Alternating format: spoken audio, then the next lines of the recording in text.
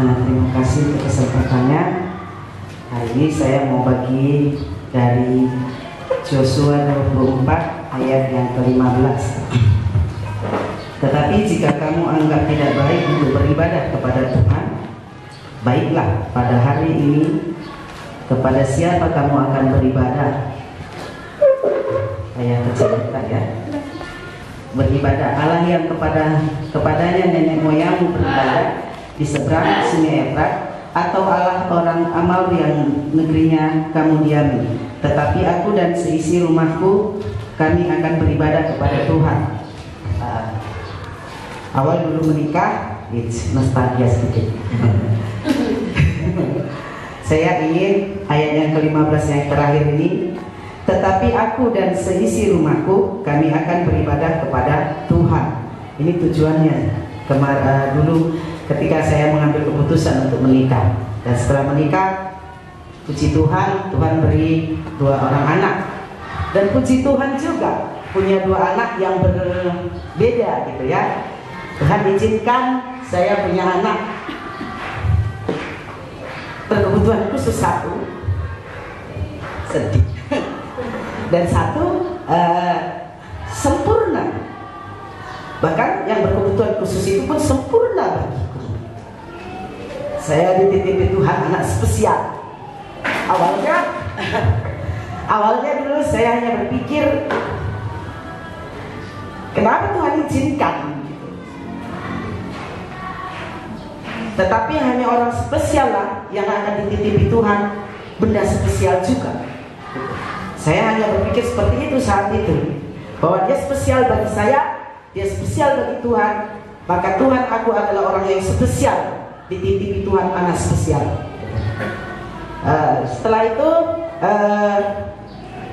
saya bersyukur, jujur sangat-sangat bersyukur. Artinya dari anak yang berkebutuhan khusus ini aku belajar siapa aku, siapa dia, mengapa dia dititipkan Tuhan padaku. Banyak hal aku belajar dari dia. Salah satu kesabaran.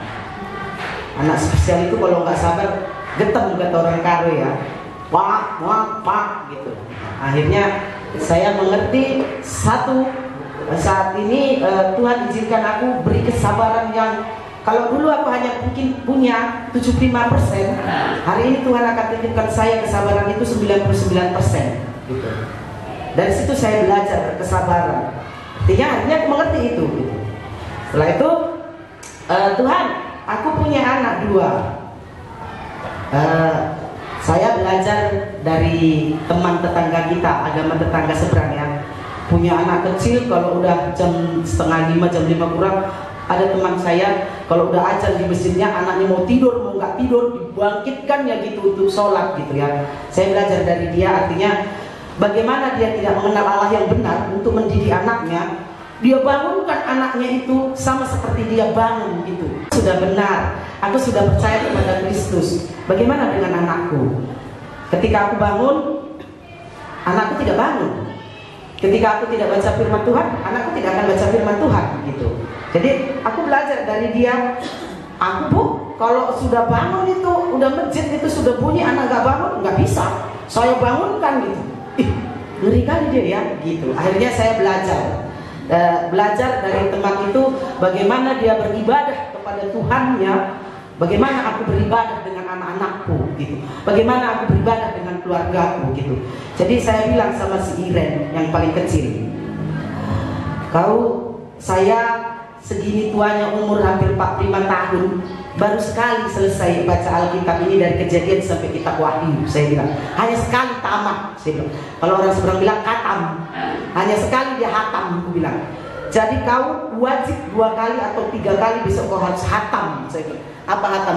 Selesai baca Alkitabnya, selesai dia baca firman Tuhannya. Jadi saya kemarin hanya berpikir bilang sama Tuhan, Tuhan, sekalipun anakku ini tidak mengerti apa yang dibacanya, tapi saya ingin anak saya ini baca firman Tuhan ini sampai habis gitu. Sampai dari Kejadian sampai Kitab Wahyu. Puji Tuhan hari ini dia sudah habis 5 kitab yang namanya ya. Sudah habis 5 kitab, ini dia masuk kitab yang ke-6 gitu kan. Saya senang Lalu dia bilang, sampai kapan aku selesai mak bacanya gitu. Nanti kitab Kejadian sampai Wahyu mau selesai, selesai itu, aku bilang. Awalnya jujur saya nggak ngerti, saya hanya punya pikiran dia harus ngerti gitu, dia harus habis baca ini gitu, tanpa tujuan dia harus paham gitu. Tapi saya berdoa kepada Tuhan, memohon kepada Tuhan. Dia hanya saya suruh untuk baca, sekalipun nanti kadang-kadang kalau ada waktu saya ajari dia memang firman Tuhan, tapi jujur nggak setiap baca firman Tuhan dia saya ajari gitu. Kadang kalau malam, ya maklumlah mak-mak, bukan membela diri juga gitu ya. Ketika dia baca firman Tuhan malam sendiri, ketika saya punya pekerjaan sendiri saya tinggalkan. Tetapi ketika dia baca firman Tuhan, saya tidak ada kerjaan, saya bantu dia apa maksud firman Tuhan ini gitu. Akhirnya saya bilang sama Tuhan, Tuhan, anak saya sudah hampir 6 kitab selesai. Saya tidak tahu apakah dia mengerti, apakah dia tidak. Tuhanlah yang berbicara. Tapi akhirnya Tuhan tunjukkan pada saya, pada bapaknya, pada saya, ada 3 kali dia minta maaf kepada kami. Ketika dia baca Lukas tentang anak yang hilang, ketika dia baca firman Tuhan tentang roti 5 roti 2 ikan. Tapi yang paling sedih ketika dia belajar kitab Lukas itu, Injil Lukas itu, dia bilang, ampuni dosa saya ya mama, ampuni dosa saya ya bapak. Dia datang kepada bapaknya menangis. Kami terkejut. Ada 3 kali dia minta ampun kepada kami. Saya bilang, apa rupanya dosamu nak? Kemarin saya berbohong waktu kalian tinggal saya, karena kalian pergi ke pesta, saya tidak diajak. Saya bilang saya pura-pura sakit perut biar kalian tidak jadi ke pesta gitu. Dia mengerti bahwa itu dosa gitu. Ampuni ya mak, katanya. Iya, ampuni saya. Jadi saya bilang, kamu boleh minta ampun sama saya, tetapi yang terpenting kamu minta ampun kepada Tuhan.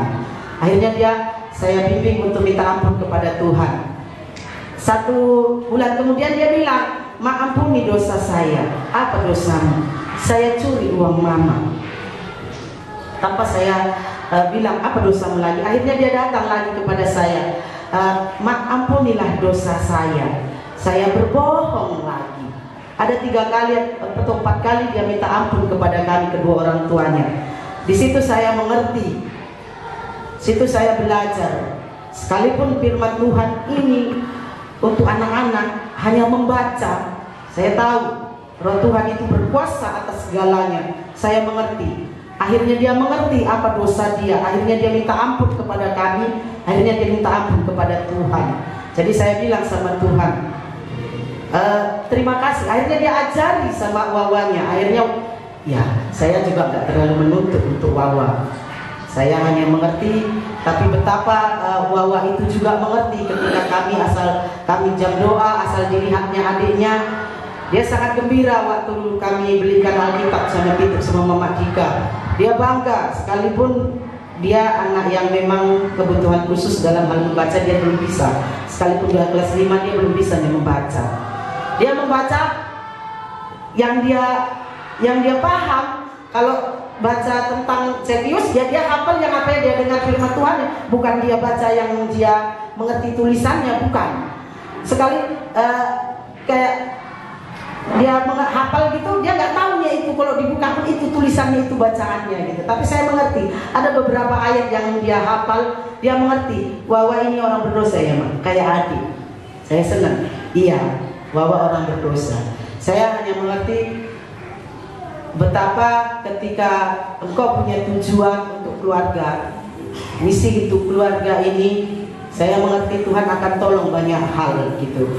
Jadi kalau firman Tuhan ini bilang, tetapi aku dan seisi rumahku kami akan beribadah kepada Tuhan. Saya hanya mengingat Tuhan, tolonglah. Masih panjang perjalanan keluarga ini, masih panjang anak-anak kami.